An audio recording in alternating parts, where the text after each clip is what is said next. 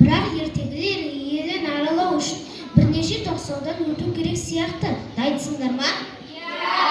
Балалар, ендеше бәріміз тапсырманы бірігіп орындап толысқаудан жылдам өтіп кетейік. Балалар, сендер қандай ертегіні көрдіңдер? Дұрыс.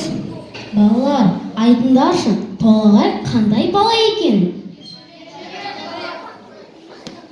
Ол қандай ерлік жасады? Толағай неге шалынып қалды?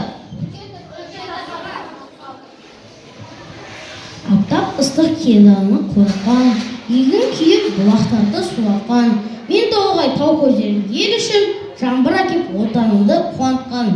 Балалар, ертегілер бұл қиял ғажайып оқиғалар туралы. Ертегілердің түрлері көп, хайуанаттар туралы қиял ғажайып шыншыл ертегілер, аңыз ертегілер болып бөлінеді. Мына видеода сол ертегілер түрлері бейнеленген.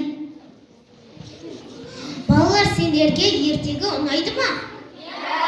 Сендер ертегі білесіңдер ме?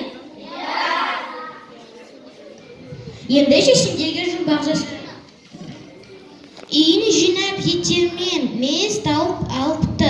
Мысығы келмеген соң, ол өкпелеп қалыпты. Бұл қай ертегі? Дұрыс. Атай өзі салғанын, көрді өсіп қалғанын, ары тартты, бері тарта алмады. Бұл қай ертегі? Апасынан қашып кетті, атасынан қашып кетті. Кездестірді біраз аңды, біраз жол асып кетті. Бұл қандай ертегі? Жарайсыңдар, балалар. Балалар, сахнаның артында бауырсақтың иісі шығып тұрған сияқты. Болсын,